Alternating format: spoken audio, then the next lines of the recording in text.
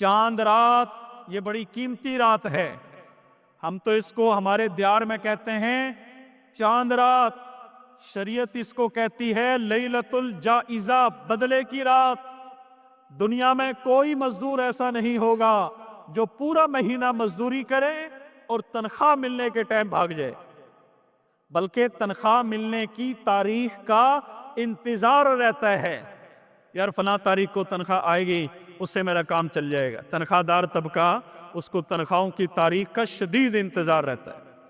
اور انتظار جس دن صبح تنخواہ ملنی ہو، رات کو بعض دفعہ نیند بھی نہیں آتی. اتنے بل کے دینے ہیں، اتنے کریانے والے کے دینے ہیں، اتنے فلاں کے دینے ہیں، اتنے فلاں کے دینے ہیں. یہ سوچ جو ہے وہ گھوم رہی ہوتی.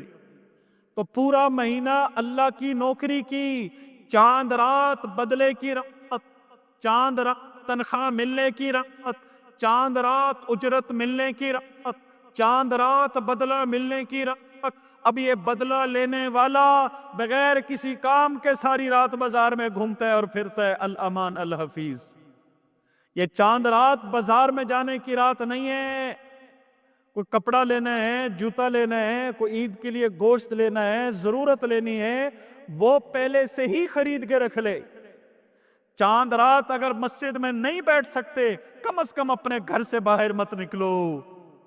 ہمارے سارے نوجوان بچے بچیاں سب بازاروں کا رخ کرتے ہیں. ہر چوک میں چوراہے میں گانا بج رہا ہوتا ہے، شیطان بھی آزاد ہو جاتا ہے. وہ بھی ہنستا ہوگا ہمارے حالات کو دیکھ کر کہ 29 دن کے رمضان کے نمازی کہاں چلے گئے.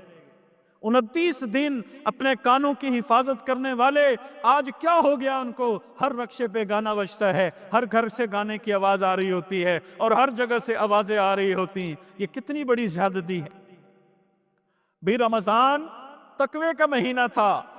اتنے دن جو ہے وہ ہم نے قیام کیا چلا، اتنے دن ہم نے قیام کیا چلا، تو کم از کم رمضان کا اثر 2-3 مہینے تو رہنا چاہیے. 2-3 مہینے تو بندہ گناہوں سے بچتا رہے. آپ نے فرمایا جس نے 2 راتوں میں جاگ کر عبادت کی، ایک چاند رات عید الفطر والی، ایک چاند رات عید الضحیٰ والی، آپ نے فرمایا جو ان راتوں میں جاگ کر عبادت کرے گا اس کا دل اس دن مردہ نہیں ہوگا جس دن قیامت والے دن سارے انسانوں کے دل مردہ ہو جائیں گے. والنازعات غرقا والناشطات نشطا والسابحات سبحا فالسابقات سبقا فالمدبرات امرا یوم ترجف الراجفہ قلوب یومئذ واجفہ. سب کے دل قیامت کے دن خوف کے مارے ایسے دھک دھک دھک کر رہے ہوں گے اور اتنا خوف مسلط ہوگا، خوف کی وجہ سے دل انسان کے گلے میں آنے لگے گا. اتنا قیامت کا ہولناک منظر ہوگا. اس ہولناکی سے بچنے کا نسخہ چاند رات کی عبادت ہے. اس لیے بھائی آپ لوگ بیٹھے ہو، ہم تو چیختے ہیں چلاتے ہیں، کون ہماری بات سنتا ہے؟ جو مرضی مضمون بیان کر لو، جیسے مرضی جو مرضی الفاظ استعمال کر لو. سیدہ تعالیٰ شاہ بخاری رحمہ اللہ فرمایا کرتے تھے، اے بر صغیر والو تمہیں اتنا قرآن سنایا ہے، اگر پہاڑوں کو سناتا تو ریزہ ریزہ ہو جاتے. تنگ ہو کے فرمایا کرتے تھے بہت زیادہ. اور کہتے تھے اتنی محنت میں کسی اور ملک میں کرتا انقلاب برپا ہو جاتا. اے بر صغیر والو تم کس مٹی کے بنے ہو؟ تمہیں کیا ہو گیا ہے؟ تم کیوں عطا اللہ کی بات نہیں سنتے؟ یہ میں بڑوں کی بات نکل کر رہا ہوں. مطلب کہنے کا یہ ہے عمومی اعتبار سے کتنے گھنٹوں کے بیانات ہم کرتے ہیں. ہماری بھی کمزوری ہے، اپنی زندگی میں عمل نہیں. عمل والے بندے کی زبان میں تاثیر ہوتی، عمل والے بندے کی بات دل میں اترتی ہے. کچھ ہماری کمزوری، کچھ قرب قیامت کا زمانہ، جیسے مرضی کر لو. ابھی بھی میں شہر میں بیان کر کے آیا ہوں، بہت بڑا مجمع تھا، آپ کی خدمت میں بھی عرض کر رہا ہوں. آپ لوگ مل کے زور لگاؤ، چاند رات کو بازاروں میں مت جاؤ. لیکن چاند نظر آتے ہی آپ دیکھیں گے کس طرح بازاروں کے اندر رش بڑھ جائے گا اور گانے بجانے عام ہو جائیں گے. اس لیے میرے بھائیو یہ بڑی قیمتی رات ہے. اس دن اس کا دل مردہ نہیں ہوگا جس دن ساری دنیا کے انسانوں کے دل مردہ ہو جائیں گے. اور پھر عید الفطر کی صبح عیدگاہ میں جانا. آپ نے فرمایا جب بندہ عیدگاہ میں آتا ہے نا تو اللہ تعالیٰ فرماتے ہیں فرشتوں کو، میرے بندو मैंने इनको रोज़ों का हुक्म दिया, इन्होंने रखा। मैंने इनको रात की तरावी का हुक्म दिया, इन्होंने रखा। मैंने इनको सदका फितर का हुक्म दिया, इन्होंने अदा किया। मैंने इनको ज़कात का हुक्म दिया, इन्होंने अदा किया। मैंने इनको तिलावत का हुक्म दिया, इन्होंने अदा किया। मुझे मेरी इज्जत की कसम, मुझे मेरे जलाल की कसम, मुझे मेरे करम की कसम, आज ये जो बंदा ईदगाह में ईद पढ़ने आया है, आज मुझसे जो भी सवाल करेगा मैं उसको दूंगा, मुझे मेरी इज्जत की कसम। इसलिए ईदगाह में कसरत से दुआएं मांगने का हुक्म है।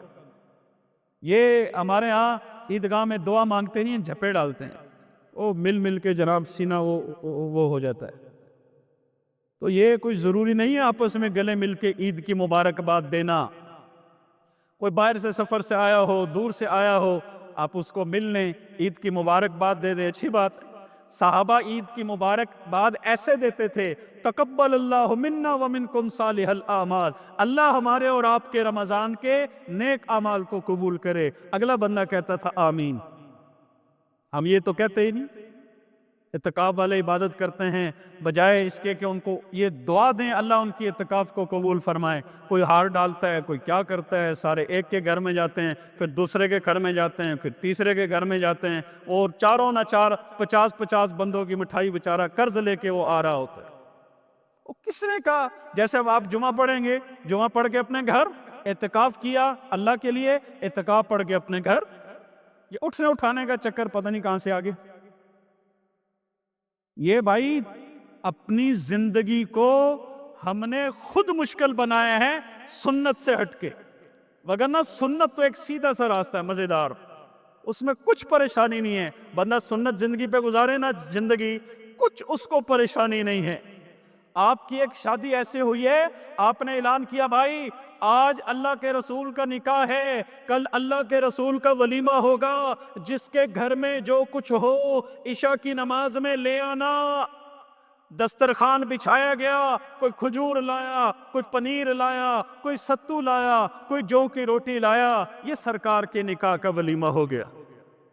मुश्किल हुआ इसमें, कर्जे पकड़ पकड़ के वलीमे करते हैं और फिर सारी जिंदगी वो कर्जा नहीं उतरता। इसलिए शरीयत एक बहुत अच्छा साफ सुथरा और आसान रास्ता है। अल्लाह करीम हम सबको शरीयत पर पूरा पूरा अमल करने की तौफीक मरहमत फरमाए। व आखिर दावाना अनिल हम्दुलिल्लाहि रब्बिल आलमीन।